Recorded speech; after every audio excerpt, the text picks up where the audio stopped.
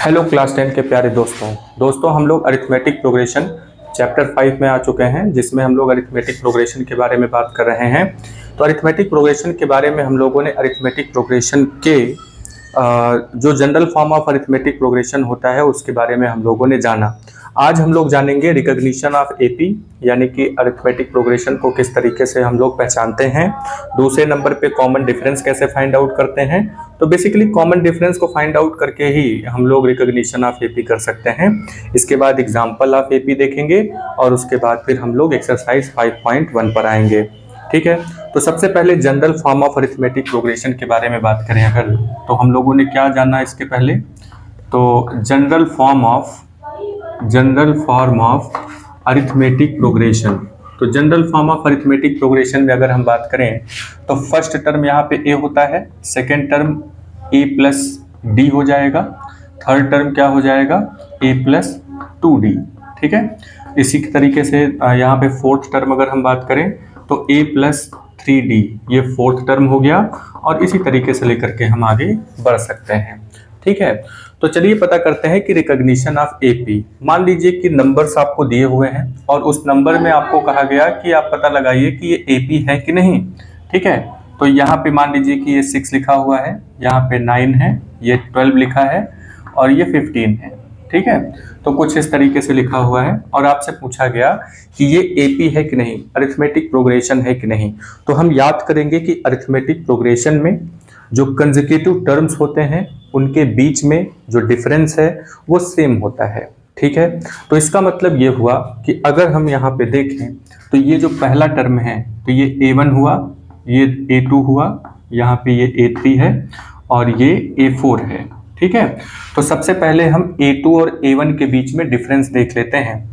तो d is equal to यहाँ पे a2 माइनस a1 करेंगे तो कितना हो जाएगा, a2 माइनस a1 करेंगे तो यहाँ पे हो जाएगा 9 माइनस 6 तो कितना आएगा 3। तो यहाँ पे डिफरेंस कितना आ गया, 3 आ गया। चलिए दूसरे नंबर पे देखते हैं। दूसरे नंबर पे क्या है, दो कंसेक्यूटिव नंबर, अब 12 और 9 ले लेते हैं। तो यहाँ पे फिर ये a3 है, 12 जो है वो a3 हो गया, a3 माइनस a2 कर देते हैं। तो यहाँ पे a3 की वैल्यू 12 है और a2 की वैल्यू यहाँ पे 9 है। तो 12 और 12 में से 9 को अगर हम माइनस करते हैं तो यहाँ पे 3 आता है, यानी d की वैल्यू फिर से आ गई 3। ठीक है, इसके अलावा अगर हम बात करें a4 की तो यहाँ पे हो गया a4। ठीक है, तो d की वैल्यू यानी कि d इक्वल टू कितना हो जाएगा a4 माइनस a3। तो a4 माइनस a3 अगर हम करेंगे तो d इक्वल टू a4 यहाँ पे कितना हो जाएगा, a4 यहाँ पे हो जाएगा 15 माइनस 12। ठीक है, तो 15 माइनस 12 करेंगे तो भी यहाँ पे 3 आएगा। तो d की वैल्यू कितनी आ गई, तो d की वैल्यू आ गई यहाँ पे 3। ये बात समझ में आई।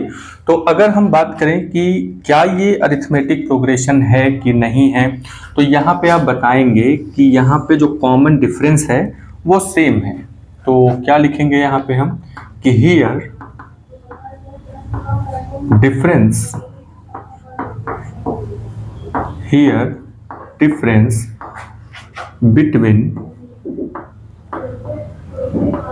between each consecutive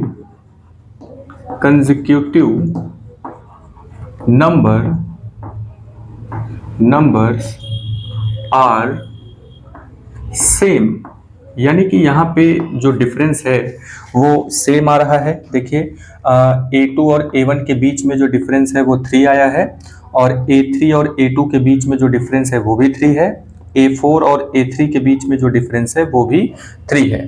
ठीक है, तो यहाँ पे जो डिफरेंस आया है, या फिर हम यूं लिख सकते हैं कि डिफरेंस आर कॉमन, यानी कि वी फाइंड कॉमन डिफरेंस। तो क्या मिल गया हमें, वी फाइंड कॉमन डिफरेंस। तो यहाँ पे हम लोगों को कॉमन डिफरेंस मिल गया। तो कॉमन डिफरेंस पाने की वजह से हेंस, तो यहाँ पे लिखेंगे कि hence this is an AP. ठीक है, तो कॉमन डिफरेंस हमें यहाँ पे मिल जाता है। कॉमन डिफरेंस यहाँ पे 3 3 3 है, तो इसका मतलब ये हुआ कि ये एक अरिथमेटिक प्रोग्रेशन है, यानी कि ये जो नंबर लिखा हुआ है 6, 9, 12, 15, ये एक अरिथमेटिक प्रोग्रेशन है क्योंकि इनके बीच में डिफरेंस सेम आता है। ठीक है, तो एग्जाम में अगर आपसे पूछा जा रहा है कि is this series are in AP और नॉट, यानी कि वो अरिथमेटिक प्रोग्रेशन में हैं या नहीं है, तो अरिथमेटिक प्रोग्रेशन में रखने के लिए या अरिथमेटिक प्रोग्रेशन में कोई सीरीज है या नहीं है, उसके लिए हम कंसेक्यूटिव नंबर्स के बीच में डिफरेंस पता करते हैं। तो डिफरेंस यहाँ पे हम लोगों ने निकाला जिसमें हमें मिला कि ये कॉमन डिफरेंस 3 है। ठीक है, तो सबके बीच में 3 आ रहा है, इसका मतलब ये general form of arithmetic progression में फिट बैठता है, यानी कि ये अरिथमेटिक प्रोग्रेशन है। ठीक है, तो एक तो ये हो गया, कॉमन डिफरेंस हम लोगों ने फाइंड आउट किया और हमें रिकॉग्निशन ऑफ अरिथमेटिक प्रोग्रेशन हुआ कि ये अरिथमेटिक प्रोग्रेशन है। अब एक दूसरा एग्जांपल लेते हैं। दूसरे एग्जांपल में जैसे यहाँ पे लिख दिया हमने कि 3, 7, 10, 18, 22। ठीक है, कुछ इस तरीके से नंबर लिख दिया। अब आपसे पूछा गया कि ये बताइए कि क्या ये अरिथमेटिक प्रोग्रेशन है कि नहीं है। तो यहाँ पे ज़्यादा कुछ नहीं करना है, ये A1 है, ये A2 है, ये A3 हो गया, A4 हो गया, A5 हो गया। ठीक है, अब हमें डिफरेंस पता करना है बिटवीन टू कंसेक्यूटिव नंबर्स। ठीक है, तो पहला डिफरेंस पता करते हैं। तो यहाँ पे हमें क्या निकलता है, A2 माइनस A1। तो A2 माइनस A1 का मतलब A2 की जगह पे 7 लिखेंगे, -3 लिखेंगे, तो इज इक्वल टू कितना निकल के आया, 7 में से 3 निकाल देंगे तो कितना हो जाएगा, 4। तो पहला डिफरेंस आया है 4। इसी तरीके से दूसरा डिफरेंस देखते हैं, A3 माइनस A2। तो A3 माइनस A2 करेंगे तो A3 यहाँ पे 10 है, 10 में से 7 माइनस कर देंगे तो यहाँ पे कितना आ जाएगा, 3। इसी तरीके से अगला डिफरेंस फाइंड आउट करते हैं। तो नेक्स्ट डिफरेंस में क्या हो जाएगा, यहाँ पे A4 माइनस A3 हो जाएगा। तो A4 यहाँ पे कौन है, 18 है, तो 18 माइनस 10 यहाँ पे हो जाएगा। तो 18 में से 10 माइनस करेंगे तो 8 आएगा। तो यहाँ पे जो डिफरेंस है ये सब अलग अलग आ रहा है, यानी कि ये जो पहला डिफरेंस है वो 4 है यानी अलग है, तो इसको हम D1 मान सकते हैं। यहाँ पे डिफरेंस 3 है, इसको D2 मान सकते हैं। तीसरे वाले में डिफरेंस यहाँ पे 8 है तो इसको D3 मान सकते हैं। तो यहाँ पे आप सीधे सीधे देख पा रहे होंगे कि कॉमन डिफरेंस नहीं आया है। यहाँ पे D1, D2 और D3 आया हुआ है जो एक दूसरे के इक्वल नहीं है। ठीक है, एक दूसरे के इक्वल नहीं है। तो यहाँ पे हम लिखेंगे कि common difference, there are no common difference या there is no common difference, that's why these series are not in arithmetic progression. ठीक है, तो यहाँ पे क्या लिखेंगे, this is not an AP. ठीक है, ये एपी नहीं है। ठीक है, तो एक दूसरा एग्जांपल हो गया। अब इसके बारे में हम लोग ध्यान रखेंगे कि यहाँ पे अरिथमेटिक प्रोग्रेशन कौन हो सकता है और कौन नहीं हो सकता। तो कॉमन डिफरेंस ही आपको निकालना है, यानी कि अगले वाले नंबर में से पिछले वाले नंबर को आपको माइनस कर देना है। ठीक है, चलिए नेक्स्ट नंबर पे आते हैं। तो सपोज दैट अब आपको एक और नंबर दे देता है, जैसे यहाँ पे a इक्वल टू -7 दिया हुआ है। अब थोड़ा सा माइनस वाले में आते हैं, अभी तो हम लोग प्लस वाली चीज़ें लगा रहे थे। ठीक है, अब आपको यहाँ पे d भी दे दिया है, d इक्वल टू -2 है। d इक्वल टू क्या है, -2 है। तो यहाँ पे आपसे कह दिया गया कि फाइंड एन AP। तो हमें क्या फाइंड आउट करना है, फाइंड एन AP। हमें यहाँ पे अरिथमेटिक प्रोग्रेशन फाइंड आउट करना है। तो अरिथमेटिक प्रोग्रेशन यहाँ पे पता लगाने के लिए हम यहाँ पे क्या करेंगे, सबसे पहले general form of arithmetic progression हम राइट करेंगे। ठीक है, देखिए हर एक लेसन में एक बहुत ही बेसिक सा फार्मूला है, एक बेसिक कॉन्सेप्ट है जिसके चारों तरफ पूरा लेसन घूमता है। तो यहाँ पे जो general form of arithmetic progression है वही बहुत बेसिक फार्मूला है, उसी को आपको बहुत ध्यान से याद रखना है। तो जनरल फॉर्म ऑफ हमें क्या बनाना है, अरिथमेटिक प्रोग्रेशन। तो general form of A P. तो general form of A P क्या होता है? तो general form of A P है A comma A plus D comma A plus 2d comma A plus 3d। अब आप इसके आगे जितने टर्म बनाना चाहें, ठीक है, वो आपके ऊपर डिपेंड करता है। तो यहाँ पे जो a है, तो a तो यहाँ पे दे रखा है, a यहाँ पे कितना है? -7, ठीक है। तो a की जगह पे क्या लिख देंगे? -7, ठीक है। फिर कॉमा लगाएंगे, यहाँ पे a प्लस डी दिया है, तो a प्लस डी निकाल लेते हैं। a यहाँ पे क्या है? a यहाँ पे -7 है प्लस d, तो d की जगह पे क्या लिखेंगे? d की वैल्यू वहां पे दी गई है, d की जगह पे ठीक -2 लिख देंगे। अब इसको सॉल्व कर लेते हैं। -7 प्लस -2, माइनस माइनस कितना होता है? प्लस। तो 7 और 2 को ऐड करेंगे तो कितना होगा? 9 आ जाएगा। और साइन यानी कि चिन्ह उसी का लगेगा जो बड़ा होगा। तो यहाँ पे 7 बड़ा है, तो यहाँ पे माइनस का साइन हो जाएगा, यानी कि यहाँ पे अगला टर्म क्या आ गया? -9, ठीक है। तो -9 आ गया, फिर कॉमा लगाते हैं। अब अगले नंबर पर आते हैं। तो नेक्स्ट नंबर पे है हमारे पास अगला जो टर्म है वो a प्लस 2d है, ठीक है।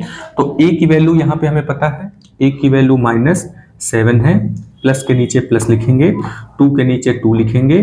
d की वैल्यू रखनी है तो एक ब्रैकेट लगा लेंगे, d की वैल्यू यहाँ पे -2 है, ठीक है। तो यहाँ पे -7 प्लस माइनस माइनस 2 2 जा हो जाएगा 4, ठीक है। अब यहाँ पे माइनस माइनस कितना हुआ? माइनस माइनस प्लस होता है। 7 और 4 कितना हो जाएगा? 7 और 4 हो जाता है 11, माइनस माइनस प्लस होता है, ठीक है। तो यानी कि यहाँ पे हमें प्लस करना है, तो जो बड़ा होगा उसी का साइन लगेगा। तो -11 हो गया यहाँ पे, तो यहाँ पे कितना आया? -11, ठीक है। तो अगर आप थोड़ा सा यहाँ पे दिमाग लगाएं तो यहाँ पे 7 है, -7 है, ये -9 हो गया, फिर ये -11 हो गया, तो अगला क्या आएगा? अगला आएगा -13, ठीक है। एक गेस करके देखिए, -7 है, -9 है, -11 है, तो 2 2 का डिफरेंस आ रहा है, तो 11 के आगे 2 नंबर और आगे बढ़ जाएंगे, तो हो जाएगा -13। फिलहाल निकाल के देख लेते हैं। तो यहाँ पे अगर हम थर्ड वाला निकाल के देखें तो हमें क्या मिलेगा? a plus 3d। तो चलिए अब a प्लस 3d के बारे में पता करते हैं। ये फोर्थ टर्म हुआ, क्योंकि 3 यहाँ पे हो गया, 1 यहाँ पे हो गया, तो फोर्थ टर्म है ये। तो a यहाँ पे कितना हो जाएगा? -7 प्लस यहाँ पे 3 है, ब्रैकेट लगाएंगे, d की वैल्यू कितनी है? -2। तो चलिए देखते हैं कितना होगा। -7 ब्रैकेट टूटेगा, प्लस माइनस माइनस हो जाएगा, 3 2 जा हो जाएगा 6, ठीक है। तो यहाँ पे कितना हो जाएगा? माइनस माइनस प्लस होता है, तो माइनस जो बड़ा होगा उसी का साइन लगेगा। 7 और 6 माइनस माइनस प्लस हुआ, तो 7 और 6 कितना हो जाएगा? 13, ठीक है। तो यहाँ पे कितना आ जाएगा? -13, ठीक है। अब इसी तरीके से आगे के टर्म भी आप निकाल सकते हैं। देखिए मैथमेटिक्स में क्या है कि जब चीज़ें आप सीरीज में लिखते हैं तो उसके आगे पीछे की चीज़ें भी आप प्रेडिक्ट कर सकते हैं, ठीक है। इसीलिए ये सब चीज़ें बात की जा रही हैं, जिससे कि जहाँ कहीं भी सीरीज बनती हुई नज़र आए या फिर सीरीज अगर आप बना ले रहे हैं तो वहाँ पे इस तरीके से अगले नंबर पिछले नंबर को प्रेडिक्ट किया जा सके, बजाय इसके कि उसको पूरी तरीके से सॉल्व करें तब जा करके लेकर के आएँ। चलिए यहाँ पे अगर हमें अगला नंबर प्रेडिक्ट करना हुआ, ये मान लीजिए 3 नंबर आपको अगला प्रेडिक्ट करना है, तो कितना आएगा? तो जैसा कि हम यहाँ पे देख रहे हैं 2 2 का डिफरेंस आ रहा है, तो अगला नंबर यहाँ पे कितना आएगा? -15। यहाँ पे कितना आएगा? -17। यहाँ पे कितना आएगा? -19। इसी तरीके से आप और भी टर्म बना सकते हैं, ठीक है। तो यहाँ पे हमने देखा कि जब हमें a पता हो, d पता हो, तो हम यहाँ पे इस तरीके से नंबर्स को निकाल सकते हैं, ठीक है। यानी कि अरिथमेटिक प्रोग्रेशन को इस तरीके से बनाया जा सकता है, और general form of arithmetic progression आपको याद रखना है, ठीक है। चलिए नेक्स्ट नंबर पे आते हैं। नेक्स्ट नंबर पे सपोज दैट कि हमारे पास एक सीरीज है, जैसे यही सीरीज हमारे पास है, आपसे कहा गया, या दूसरा कोई ले लेते हैं, जैसे -8 है, -6 हो गया, -6 -4 -2 0 2 4, ऐसे करके एक सीरीज दे दिया है, ठीक है। तो अब आपसे पूछा गया कि आप ये बताइए कि इसमें फर्स्ट टर्म कौन है और इनके बीच का कॉमन डिफरेंस कितना है। ठीक है, तो सबसे पहले हम फर्स्ट टर्म निकालते हैं। तो फर्स्ट टर्म का मतलब क्या है? फर्स्ट मतलब पहला, तो पहला नंबर जो लिखा है वही फर्स्ट टर्म हुआ, तो फर्स्ट टर्म। ठीक है, तो फर्स्ट टर्म यहाँ पे क्या है? फर्स्ट टर्म -8 है। अब आपसे कहा जाए अगर कि कॉमन डिफरेंस पता करो, तो हम क्या करेंगे यहाँ पे? Common difference. ठीक है, तो कॉमन डिफरेंस फाइंड आउट करने के लिए यहाँ पे हमें क्या करना होता है? कोई भी कंसेक्यूटिव नंबर आप ले लीजिए। ये पहला क्या है? A1 है, ये A2 हो गया, ये A3 हो गया, A4 हो गया, A5 हो गया, A6, A7। ठीक है, तो कोई भी दो कंसेक्यूटिव नंबर लेते हैं, जैसे मान लीजिए कि पहला ही, ये पहले दो कंसेक्यूटिव नंबर ले लेते हैं, तो यहाँ पे हमें क्या करना है? A2 - A1। ठीक है, कॉमन डिफरेंस डी का फार्मूला क्या है कि कोई भी दो कंसेक्यूटिव नंबर है, जैसे अगर हम ये A4 लेते हैं तो हमें A4 - A3 करना होगा, A5 लेते हैं तो A5 - A4 करना होगा D की वैल्यू पता लगाने के लिए। तो A2 की वैल्यू यहाँ पे कितनी है? -6 है। फिर यहाँ पे माइनस का साइन लगाएंगे, ब्रैकेट में इसके पीछे वाला नंबर लिखेंगे -8। आपको एक चीज यहाँ बहुत ध्यान में रखना है कि जो भी वैल्यू, जब हम किसी चीज की वैल्यू पुट कर रहे होते हैं, वैल्यू रख रहे होते हैं, तो उसको एक ब्रैकेट में रखा करिए, नहीं तो बाद में उसमें साइन जो है चेंज हो जाता है और दिक्कत हो जाती है। तो हमें यहाँ पे क्या करना है? हमें ये जो A1 लिखा है इसकी वैल्यू को ब्रैकेट में रखना है। अब यहाँ पे क्या होगा? -6 होगा, ब्रैकेट ब्रेक होगा तो माइनस माइनस प्लस हो गया, यहाँ पे हो गया 8। ठीक है, तो कितना हो जाएगा? माइनस प्लस माइनस होता है। ठीक है, माइनस प्लस कितना हो जाएगा? माइनस प्लस माइनस हुआ। अब यहाँ पे 6 में से 8 को माइनस कर देते हैं तो कितना निकल के आता है? 2। कितना निकल के आया? 2। तो यहाँ पे डिफरेंस कितना हो गया? डिफरेंस यहाँ पे हो गया 2। तो यहाँ पे जब हम आंसर लिखेंगे लास्ट में, तो आंसर में हम ये लिखेंगे कि फर्स्ट टर्म कितना है? फर्स्ट टर्म यहाँ पे -8 है और कॉमन डिफरेंस कितना है? कॉमन डिफरेंस यहाँ पे 2 है। ठीक है, कॉमन डिफरेंस कितना हो जाएगा? 2 हो जाएगा।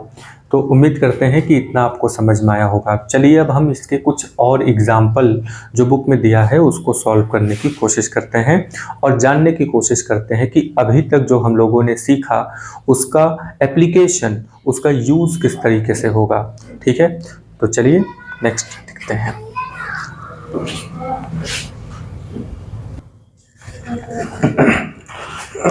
चलिए यहाँ पे दो एग्जाम्पल है, आइए इसके बारे में बात कर लेते हैं। जो अभी तक हम लोगों ने सीखा जनरल फॉर्म ऑफ अरिथमेटिक, ठीक है, और उसके बाद हम लोगों ने कॉमन डिफरेंस निकालना सीखा है। तो अब आपसे इस तरीके से क्वेश्चन पूछ लिया कि फॉर द एपी, ये एक एपी दिया हुआ है, right the first term A and common difference D. ठीक है, तो देखिए आपके सामने कोई भी क्वेश्चन आता है तो उसका पोस्टमार्टम करिए। ठीक है, उसमें जो वर्ड्स लिखे हुए हैं उसका पोस्टमार्टम करना है। पोस्टमार्टम का मतलब जितने भी वर्ड्स हैं सबसे पहले तो उसके बारे में जानना है। ठीक है, तो उन सबको मिला करके हम अपने आंसर तक पहुंच जाएंगे। तो सबसे पहले यहाँ पे क्या लिखा है? First term. ठीक है, तो फर्स्ट टर्म का मतलब पहला टर्म, तो फर्स्ट टर्म यहाँ पे क्या होगा? पहला आंसर इसका क्या हो जाएगा? तो फर्स्ट टर्म। ठीक है, तो फर्स्ट टर्म क्या हो जाएगा? फर्स्ट टर्म a = कितना है यहाँ पे? 3/2। ये जो पहला टर्म लिखा है यहाँ पे यही तो फर्स्ट टर्म है, तो इसमें कोई बहुत ज़्यादा हार्ड चीज़ तो पूछा नहीं है। अब आते हैं कॉमन डिफरेंस पे। दूसरे नंबर पे क्या पूछा है हमसे?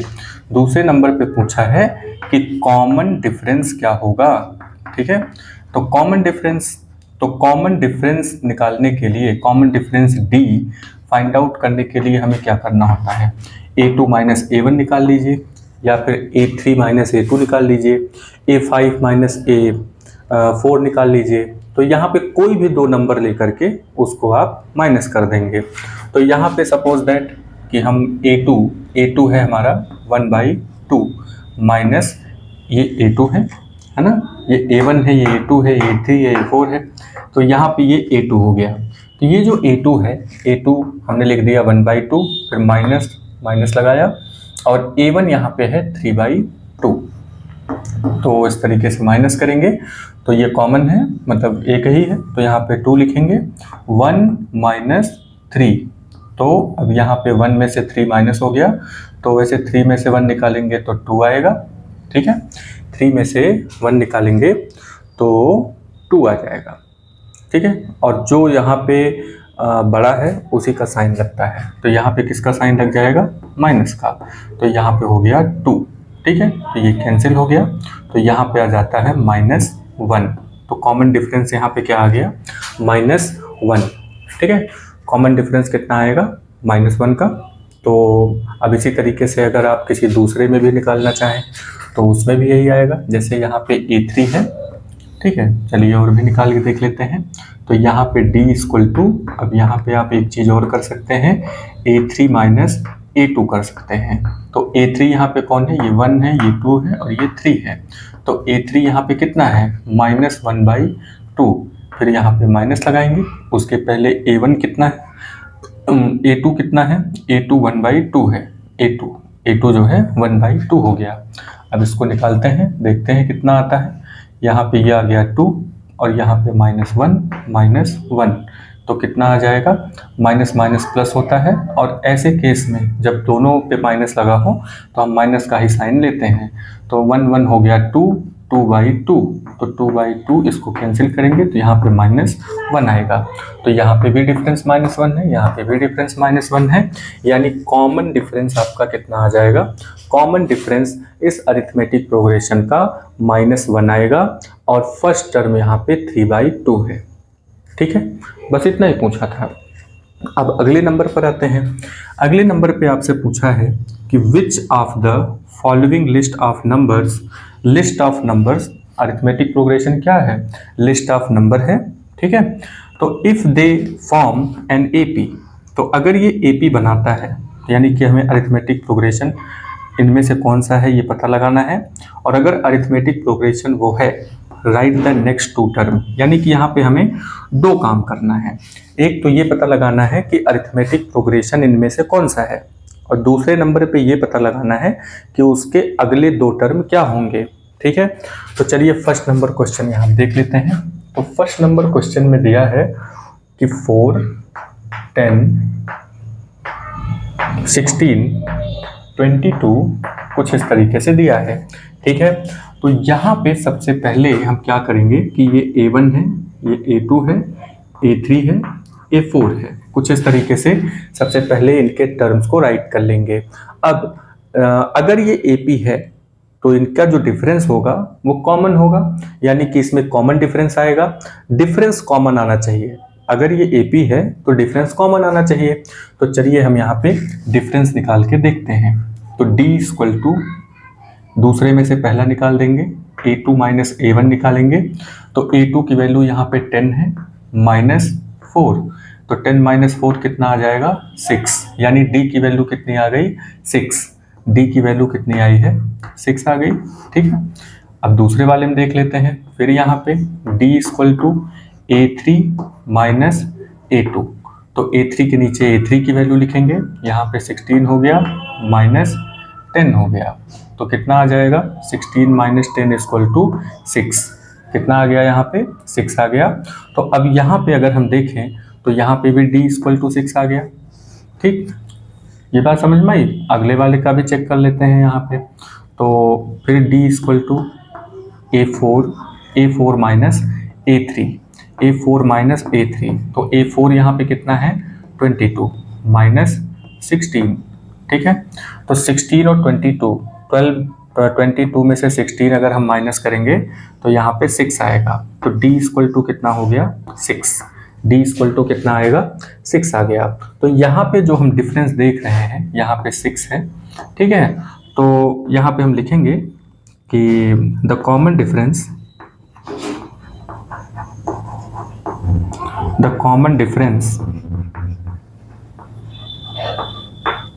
इज 6। कॉमन डिफरेंस यहाँ पे क्या हो गया? 6।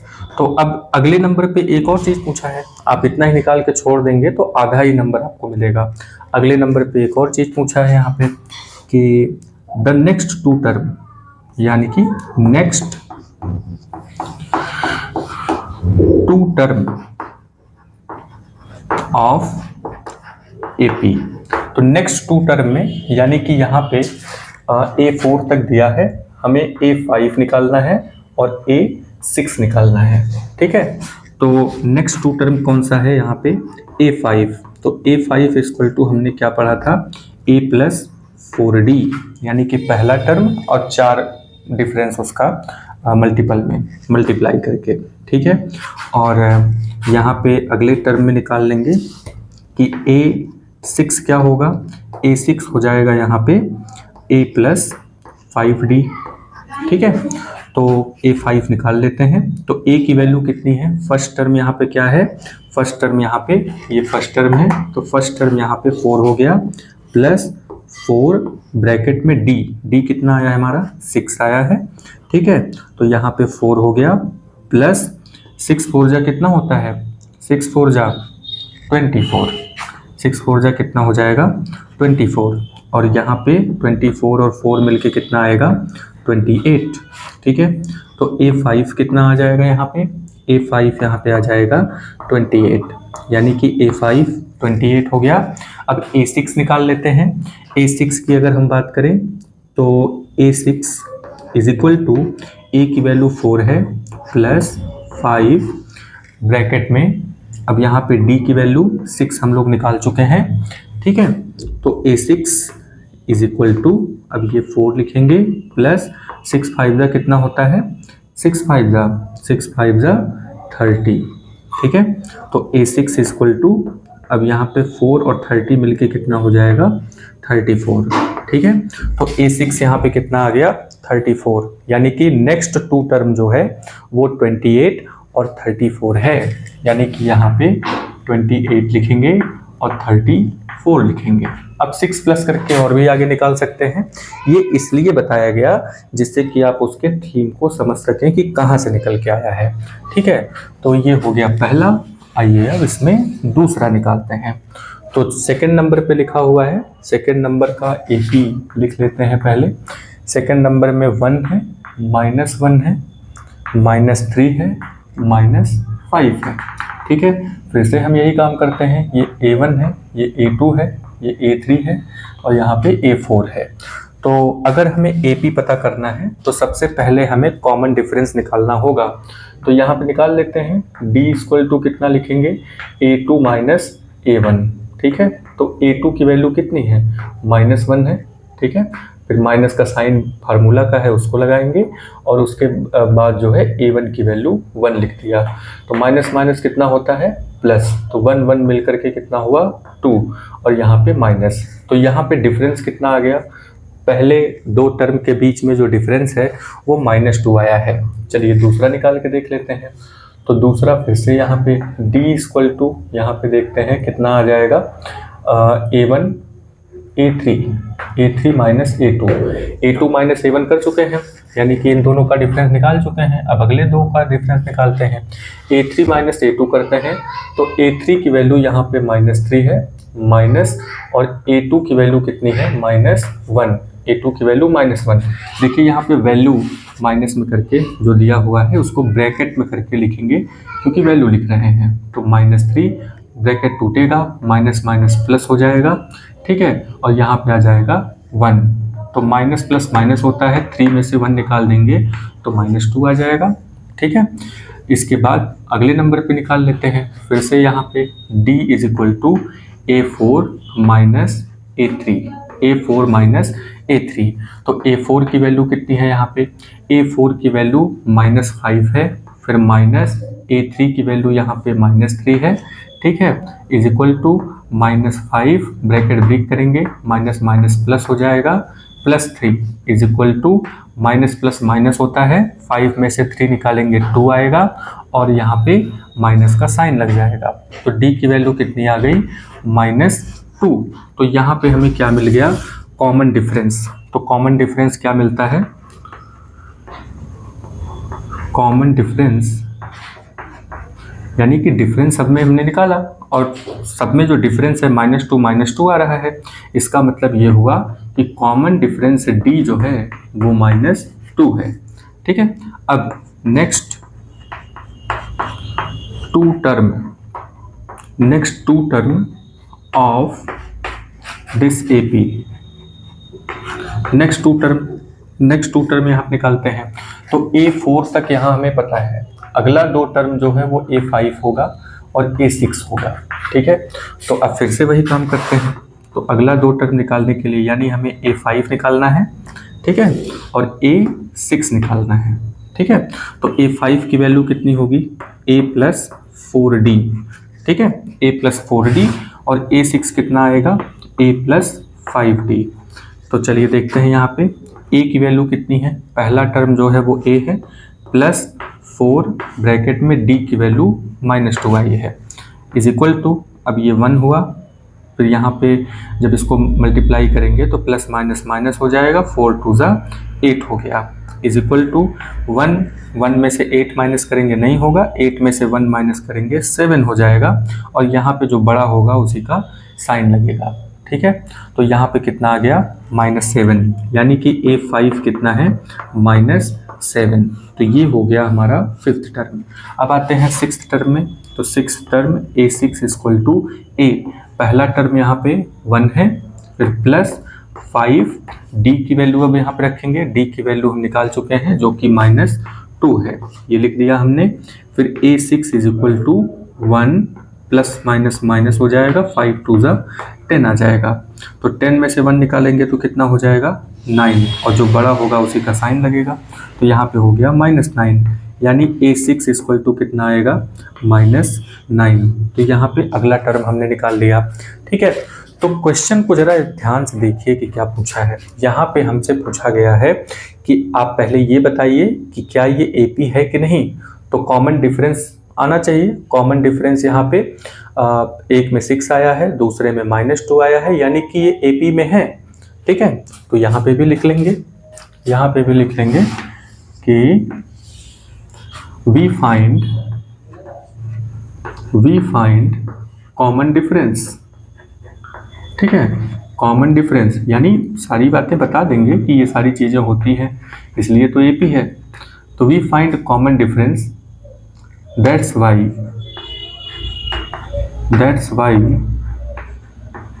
this list is an AP।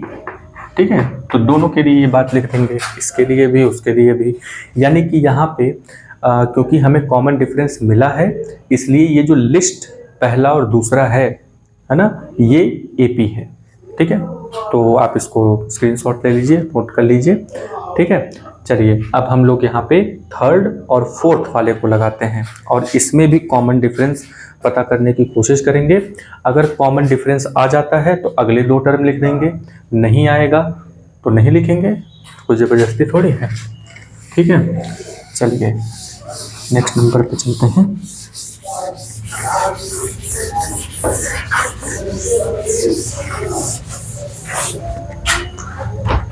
तो 3rd नंबर क्वेश्चन दिया हुआ है, इसमें 3rd नंबर नोट करते हैं।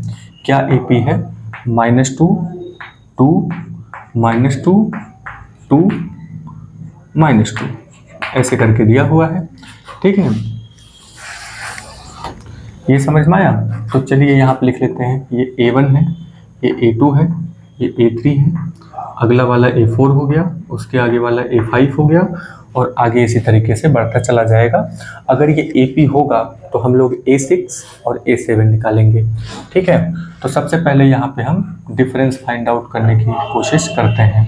तो A2 - A1, क्या डिफरेंस निकालेंगे, A2 - A1। अगला डिफरेंस क्या निकालेंगे, A3 - A2। ठीक है, ये समझ में आया। तो यहाँ पे D = कितना आ जाएगा, A2 क्या है यहाँ पे, A2 यहाँ पे 2 है, माइनस A1 कितना है, -2 है, A1 -2 है। खाली वैल्यूज आपको पुट आउट करना है, कोई बहुत ज़्यादा चीज़ें थोड़ी हैं। तो यहाँ पे 2 हुआ, माइनस माइनस कितना हुआ, प्लस, तो +2 हो गया, 2 और 2 कितना आ गया, 4। यानी कि पहला जो डिफरेंस यहाँ पे निकल के आया है, पहले दो कंसेक्यूटिव नंबर के बीच में डिफरेंस 4 निकल के आया। दूसरे वाले में देखते हैं, D = A3। तो A3 की वैल्यू कितनी है, -2 माइनस, अगले नंबर पे यहाँ पे आ गया 2, ठीक है। तो इज इक्वल टू माइनस, अब यहाँ पे ब्रैकेट ब्रेक होगा तो -2 -2 माइनस माइनस कितना हुआ प्लस, तो यहाँ पे कितना आ गया -4, तो इसमें आ गया d की वैल्यू -4, ठीक है। चलिए अब इसी तरीके से आगे वाले में देख लेते हैं।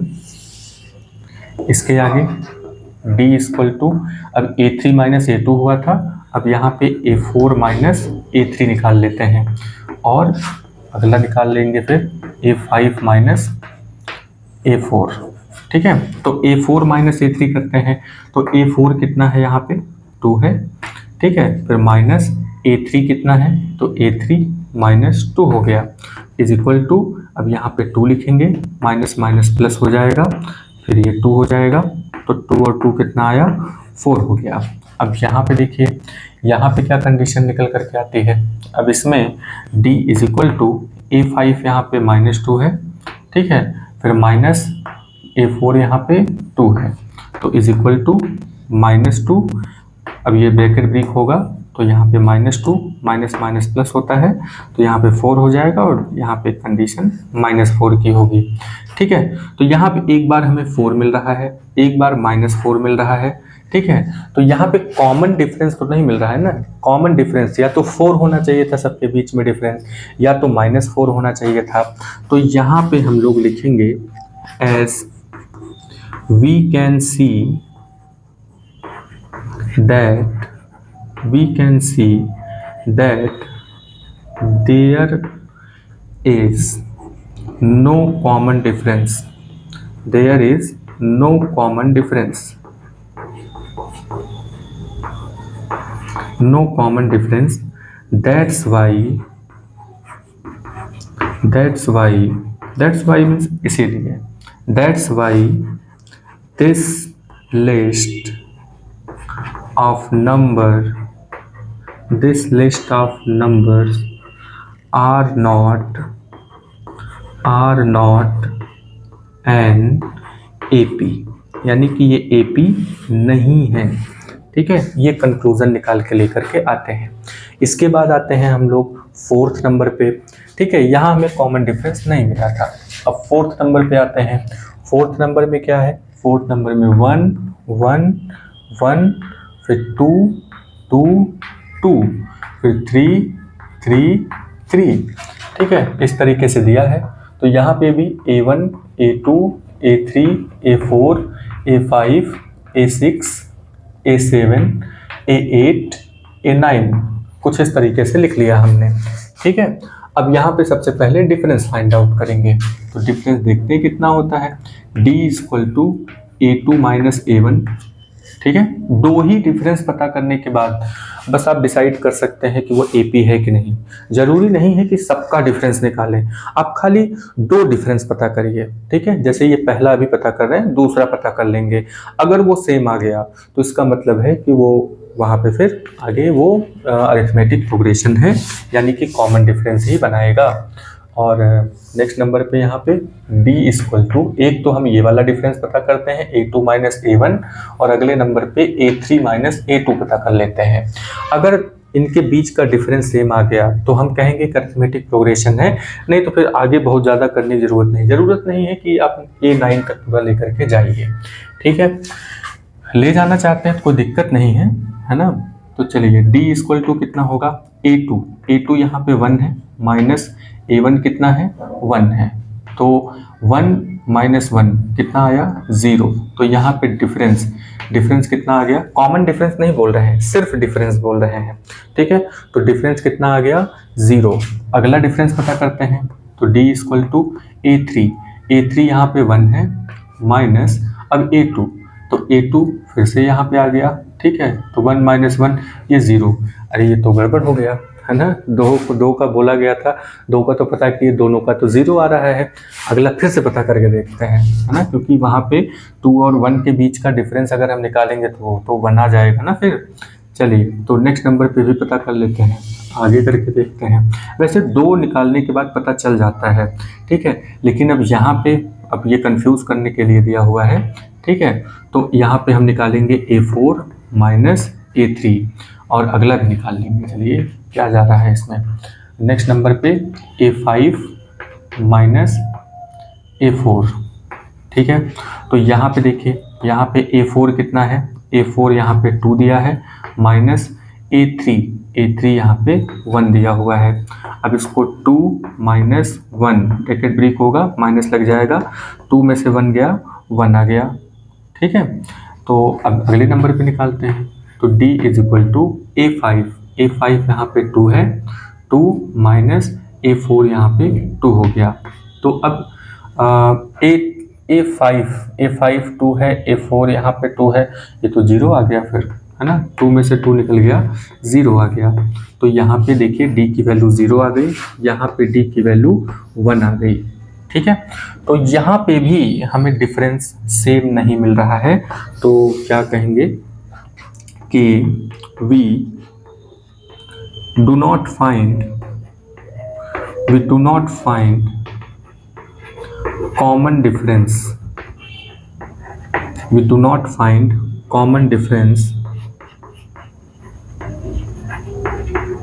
in this series या in this list, आप लिख सकते हैं।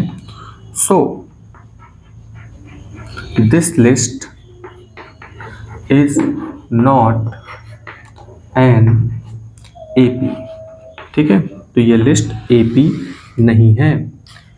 ठीक है, तो यहाँ पे कुछ इस तरीके से क्वेश्चन आपको दिए जाएंगे और आपको इसी तरीके से डिफरेंस पता करना है। डिफरेंस अगर सेम आ गया तो नेक्स्ट 2 टर्म आप लिख सकते हैं। डिफरेंस अगर सेम नहीं आया तो हम सीधे सीधे कह देंगे कि भैया देखिए कॉमन डिफरेंस सेम नहीं आ रहा है, इसीलिए ये AP नहीं है। तो अगला क्या, हम पिछला कुछ भी, कोई भी सीरीज, कोई भी नंबर नहीं लिख पाएंगे। ठीक है, वो इसलिए नहीं लिख पाएंगे क्योंकि जब कॉमन डिफरेंस नहीं पता है, यानी वो डिफरेंस जो है वो कॉमन नहीं है। ठीक है, डिफरेंस तो होगा, ये 2 नंबर के बीच में कुछ ना कुछ डिफरेंस तो होता ही है, कुछ नहीं तो 0 हो जाएगा, कुछ ना कुछ डिफरेंस तो होगा, लेकिन वो कॉमन डिफरेंस होना चाहिए जो हमें नहीं मिल रहा है, यहाँ पे नहीं मिला। ठीक है, तो इसके पहले जो 2 क्वेश्चन हम लोगों ने लगाया था उसमें कॉमन डिफरेंस मिला था, तो हमने कहा कि ये AP है और उसके 2 अगले टर्म भी हम लोगों ने निकाला। ठीक है, तो उम्मीद करते हैं कि ये जितना सिस्टम अभी आपको बताया गया अरिथमेटिक प्रोग्रेशन का, वो आपको अच्छे से समझ में आया होगा। थोड़ा सा प्रैक्टिस अगर आप कर लेते हैं, जैसे ये जो क्वेश्चन है ना, अभी आप इसको नोट कर लीजिए। ठीक है, और उसके बाद फिर इस क्वेश्चन को दोबारा नोट करिए रफ कॉपी में और उसे अपने मन से लगाने की कोशिश करिए। ठीक है, तो इससे होगा क्या कि आपकी प्रैक्टिस हो जाएगी और आपको समझ में भी आ जाएगा कि हम लोग जिस डिफरेंस की बात कर रहे हैं वो क्या है। ठीक है, चलिए नेक्स्ट नंबर पे आते हैं। चलिए बाबू, नेक्स्ट यहाँ पे एक्सरसाइज 5.1 आता है। तो 5.1 में पहला क्वेश्चन आपसे पूछा हुआ है कि in which the following situation does the list of number involve makes an AP and Y। तो हमें पता करना है कि ये जो सिचुएशन है क्या इसमें अरिथमेटिक प्रोग्रेशन बनता है, और अगर अरिथमेटिक प्रोग्रेशन बनता है तो क्यों बनता है। इस क्वेश्चन का पोस्टमार्टम करते हैं तो 2 चीज़ें मिल के आती हैं, यहाँ पे 2 चीज़ें निकल के आती हैं।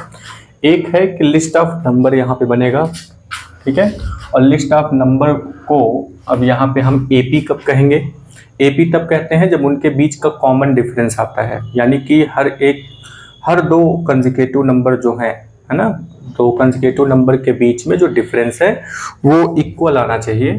तो चलिए देखते हैं यहाँ पे, अब इस क्वेश्चन का पोस्टमार्टम करते हैं, इसके बारे में जानने की कोशिश करते हैं, देखते हैं इसमें क्या क्या चीज़ें दी गई हैं। ठीक है, तो द टैक्सी फेयर, फेयर का मतलब होता है किराया, फेयर का मतलब क्या है, किराया।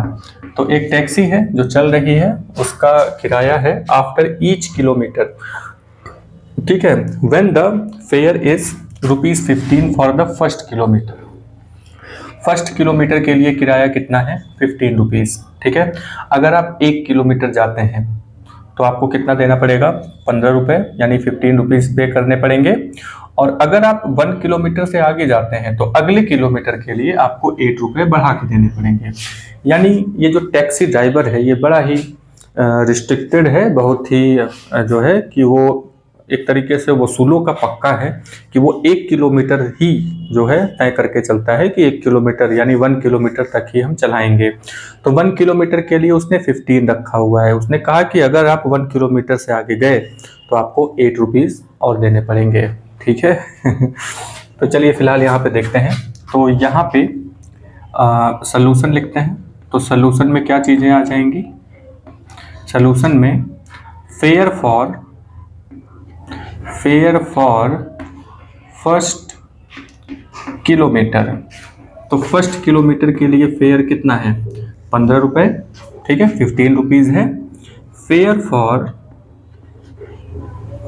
सेकंड किलोमीटर, सेकंड किलोमीटर यानी कि सेकंड किलोमीटर का मतलब कि सेकंड मतलब 2 किलोमीटर यहाँ पे रख लेते हैं। फेयर फॉर 2 किलोमीटर, है ना। तो 2 किलोमीटर के लिए कितना होगा? फर्स्ट किलोमीटर के लिए 1 किलोमीटर के लिए तो 15 है, अगले किलोमीटर पे अगर आप गए है ना तो 8 रुपीज़ बढ़ जाएंगे। तो कितना हो जाएगा? 15 और 8 कितना हो गया? 23, ठीक है। अब अगले नंबर पे आते हैं। Fair for 3 kilometre. तो 3 किलोमीटर के लिए क्या है कि पहले किलोमीटर के लिए 15 है, दूसरे किलोमीटर के लिए 8 है, तीसरे किलोमीटर के लिए फिर से 8, यानी 15 के आगे, फर्स्ट किलोमीटर के आगे जितने किलोमीटर आप जाएंगे 8 रुपीज़ आपका बढ़ना शुरू हो जाएगा, ठीक है।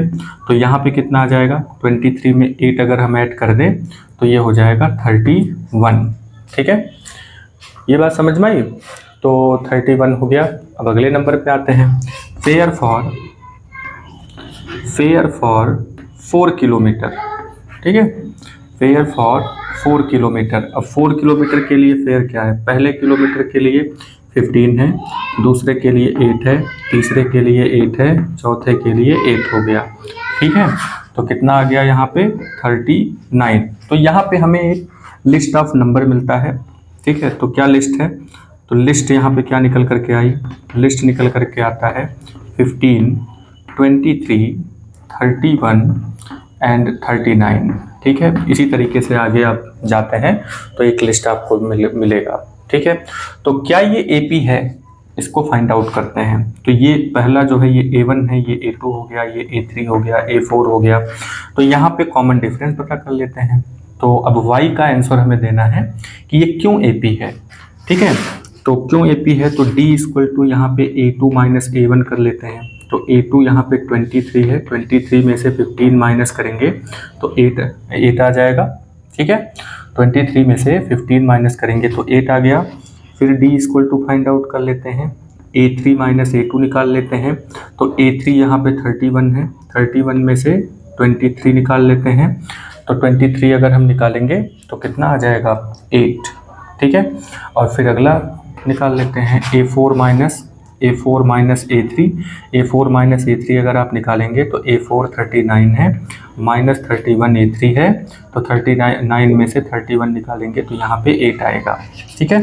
तो यहाँ पे हम लिखेंगे कि this list of numbers are an AP। तो क्यों AP है? Because there are common difference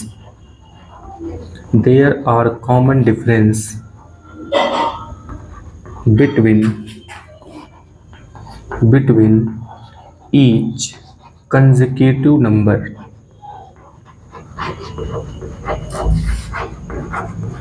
ठीक है, हर दो कंसेक्यूटिव नंबर के बीच में जो डिफरेंस है वो सेम है, 8 8 8 है। तो इसका मतलब ये जो सिचुएशन है ये अरिथमेटिक प्रोग्रेशन का सिचुएशन बनता है, ठीक है। सेकंड नंबर पे आते हैं। The amount of air present in a cylinder when a vacuum pump removes 1/4 of the air remaining in the cylinder at a time। तो यहाँ पे भी इसका पोस्टमार्टम करते हैं, देखते हैं इसमें क्या चीज़ें निकलती हैं। तो एक सिलेंडर है, ये इस तरीके से सिलेंडर मान लीजिए, ठीक है। इस तरीके से ये सिलेंडर हो गया, ठीक। तो सिलेंडर में क्या है कि ये पूरा यहाँ पे गैस भरा हुआ है। तो एक पंप है, तो पंप लगा करके आप यहाँ पर से गैस निकाल रहे हैं। तो पंप लगाते हैं, गैस निकालते हैं। तो गैस निकाल रहे हैं तो कितना, तो गैस यहाँ पे निकाल रहे हैं हम इसका गैस निकाल रहे हैं 1/4। कितना गैस निकाल रहे हैं, 1/4 यहाँ पे गैस को निकाल दिया जा रहा है। ठीक है, एक बार में 1/4 गैस निकाल देते हैं। ठीक है, तो एक बार में, तो फर्स्ट टाइम के लिए, तो फर्स्ट टाइम, तो सबसे पहले तो हम ये पता करते हैं कि इसका वॉल्यूम कितना है ना, क्योंकि यहाँ पे सिलेंडर है तो उसमें वॉल्यूम होगा। तो सपोज दैट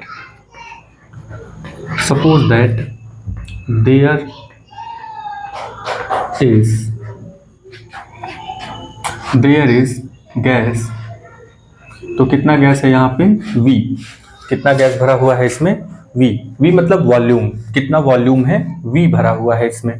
ठीक है, कितना वॉल्यूम है, V। तो मान लेते हैं कि यहाँ पे ये जो चीज है ये पूरा का पूरा गैस भरा हुआ है, तो इसको हम मान लेते हैं 1। कितना मान लेते हैं, 1। ठीक है, तो 1 में से कितना निकाला जा रहा है एक बार में, 1/4। तो कितना निकाला जा रहा है, 1/4। तो 1/4 निकालेंगे तो कितना बचेगा, 1/4 निकालेंगे तो कितना बचेगा, 1/4 निकालेंगे तो यहाँ पे 4 1 जा 4 -1, यानी कि 4 - 1/4 = 3/4।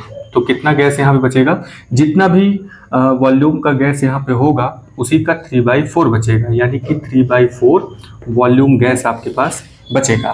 ठीक है, अब 3/4 मान लीजिए यहाँ इतना आया, 3/4 यहाँ तक आ गया।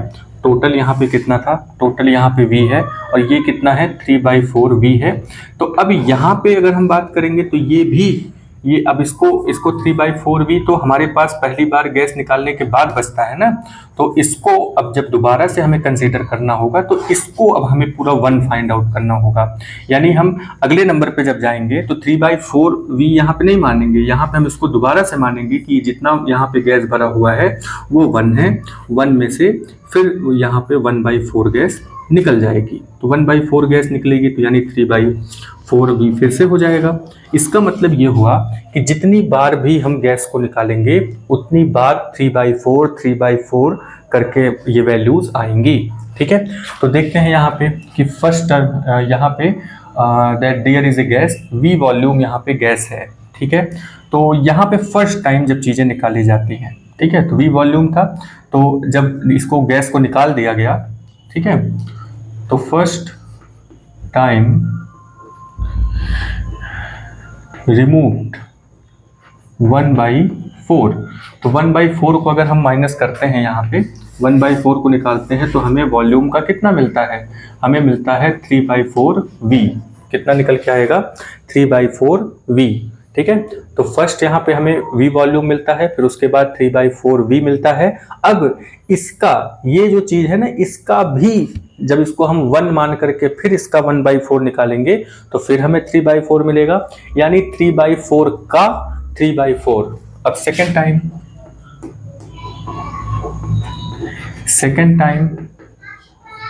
removed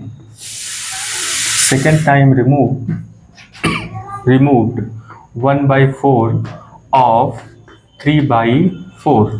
ठीक है, सेकेंड टाइम हम कितना निकाल देंगे, 1/4 ऑफ 3/4 V। तो 1/4 ऑफ 3/4, अब इसका भी निकालते हैं। 3/4 को अब यहाँ पे जो बताया अभी हमने, तो यहाँ पे कितना हो जाएगा, फिर से हमें 3/4 मिलेगा, क्योंकि इतने को हम दोबारा से 1 मान लेंगे।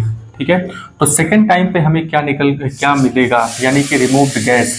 ठीक है, सेकेंड टाइम रिमूव्ड गैस, तो वॉल्यूम कितना हो जाएगा, यहाँ पे 3/4 पहले से था।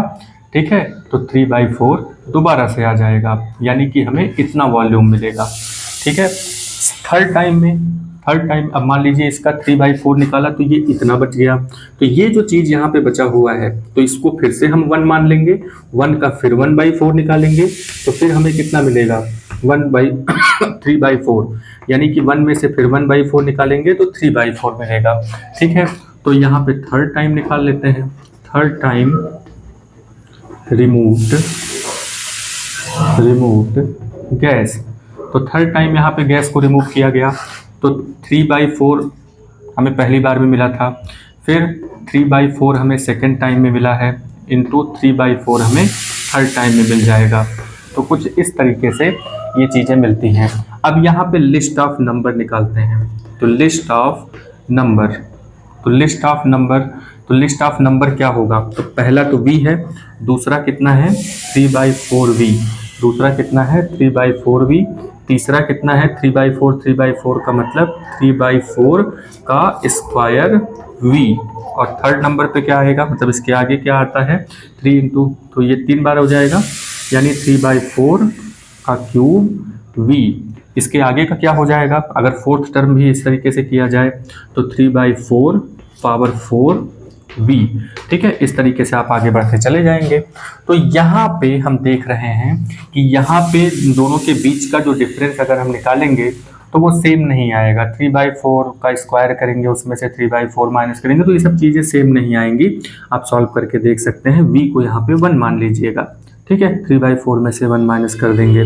तो यहाँ पे हम लिखेंगे clearly there is no common difference, there is no common difference, no common difference, that's why this situation do not make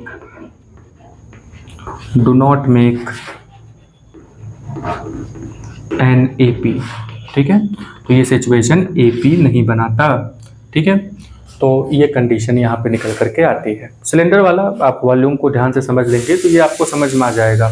ठीक है, कि पूरा भरा हुआ था तो उसको भी 1 मानेंगे, उसके बाद 3/4 1/4 निकालने के बाद जो 3/4 बचा हुआ है फिर उसका भी, तो उसको भी हम 1 मान लेंगे, जो 3/4 था यहाँ तक, इसको भी 1 मानेंगे, उसका फिर 1/4 निकालेंगे, फिर हमें 3/4 मिलेगा, फिर 3/4 मिलेगा। तो इस तरीके से वो चीज़ कम होता चला जाएगा। यहाँ पे आप खुद ही देख सकते हैं कि किस तरीके से, किस लेवल में ये कम होता चला जा रहा है वॉल्यूम। ठीक है, तो एक बार स्क्वायर के फॉर्म में, एक बार क्यूब के फॉर्म में, एक बार है ना पावर 4 के फॉर्म में।